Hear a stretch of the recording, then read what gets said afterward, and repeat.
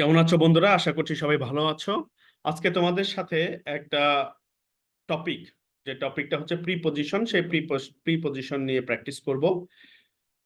তো তোমাদের আজকে এই পুরো প্র্যাকটিস করবার পর আশা করছি যে প্রিপজিশনের যে প্রবলেমগুলো আছে সেই প্রবলেমগুলো সলভ হয়ে যাবে। তো তার জন্য তোমাদের যেটা করতে হবে যে পুরো ভিডিওটা তোমরা না টেনে, না স্কিপ করে দেখবে। এখন আমরা বন্ধুরা শুরু করছি। প্রিপজিশন আমরা জানি যে প্রিপজিশন মানে প্রি মানে আগে, পজিশন মানে অবস্থান। মানে যে শব্দটা বা যে ওয়ার্ডটা কোনো কিছুর আগে অবস্থান করে সেটাই হচ্ছে প্রিপজিশন। সেটা আগে অবস্থান বলতে আসলে অধিকাংশ সময় নাউনের আগে অবস্থান করে। আমরা ধরে নেব নাউনের আগে বা আর্টিকেলের আগে এটা অবস্থান করে। এখন প্রিপজিশন সম্পর্কে আমাদের বিস্তারিত অনেক সুন্দর একটা টিউটোরিয়াল দিয়ে দেওয়া আছে।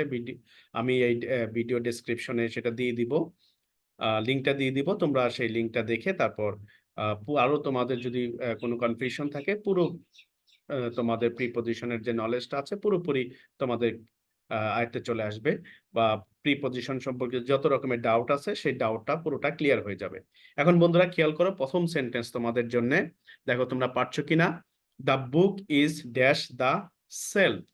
তাহলে book is dash the shelf, তাহলে বইটা সেলফের কোথায় অবস্থান করছে বা কোথায় আছে সেটা ইন্ডিকেট করার জন্য এখানে একটা গ্যাপ আছে। আমি গ্যাপটা একটু খেয়াল করো, এখানে একটা গ্যাপ আছে, দেখো বন্ধুরা, গ্যাপ। তাহলে the book is dash the shelf, তাহলে ড্যাশ বা গ্যাপ এখানে কি বসবে? কি গেস করেছো দেখো তো হয়েছে কিনা। The book is on the shelf, তাহলে বইটা সেলফের উপরে আছে। The book is on the self, যদি এই বইটাই যদি সেলফের ভিতরে থাকতো তাহলে কিন্তু ইন দ্য সেলফ হতো। যেহেতু বুকটা সেলফের উপরে তার জন্য এখানে অন ব্যবহার করা আছে। এখন দেখো বন্ধুরা এটা পারছো কিনা। The cat is hiding dash on the bed, তাহলে cat is hiding dash on the bed, তাহলে কোথায় হবে? দেখো তো গেসটা ঠিক আছে কিনা, বা তোমরা যেটা প্র্যাকটিস করেছো। The cat is hiding hiding under the bed, তাহলে ক্যাট নর্মালি বেডের উপরে তো হাইড করতে পারে না, লুকিয়ে থাকতে পারে না, সে অবশ্যই নিচে লুকিয়ে থাকবে আন্ডার দ্য বেড। এখন we went for a walk dash the park, তাহলে আমরা পার্কের কোথায় আছে দেখো, যে এখানে কি বসবে? We went for a walk dash the park, in the park, in the park, তাহলে we went for a walk in the park, মানে পার্কের ভিতরে তো তুমি হাঁটতে গিয়েছো। দেন হচ্ছে she placed her keys dash the table, তাহলে তার যে কি আছে, চাবিটা আছে, সেটা টেবিলের কোথায় রেখেছে? কি হবে বন্ধুরা, গেস করো তো দেখি।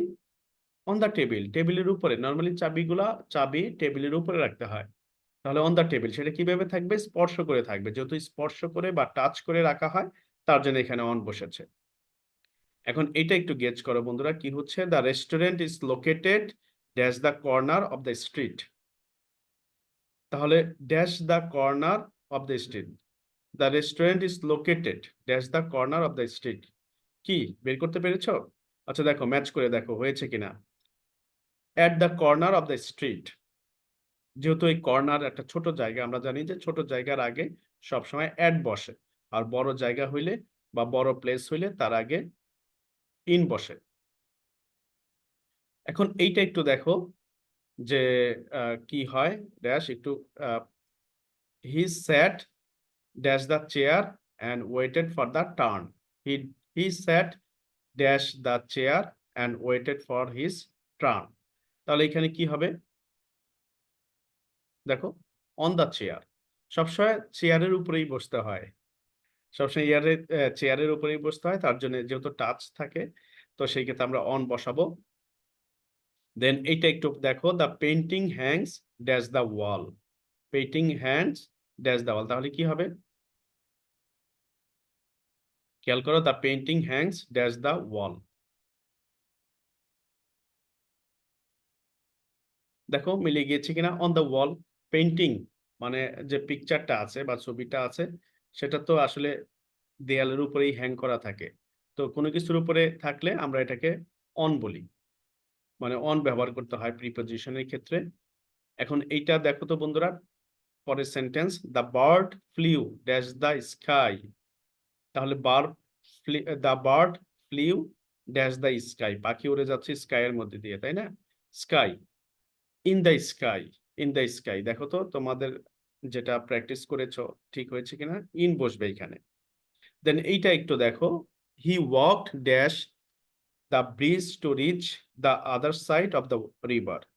তাহলে we walked dash the bridge to reach the other side of the river. তাহলে এখানে খেয়াল করো, ব্রিজ দিয়ে কিন্তু রিভারের আরেক সাইডে চলে গিয়েছে। কিভাবে চলে গিয়েছে? হেঁটে চলে গিয়েছে। তাহলে across, across the bridge, he walked across the bridge to reach the other side of the river. Then the the keys are dash the bottom of the bag. The keys are dash the bottom of the bag. চিন্তা করো, ব্যাগের bottom, bottom ব্যাগের সবচেয়ে নিচে, মানে ব্যাগের ভিতরে যে নিচে আছে সে নিচে রেখেছে। তাহলে at the bottom of the bag, the the keys are at the bottom of the bag. তো বন্ধুরা, এই ছিল আজকের জন্য। তো আশা করছি সবাই প্র্যাকটিস করতে পেরেছো, আর সবারটাই সঠিক হয়েছে কিনা একটু চেক করে নিও। ধন্যবাদ জানাচ্ছি সবাইকে। Thank you all for joining.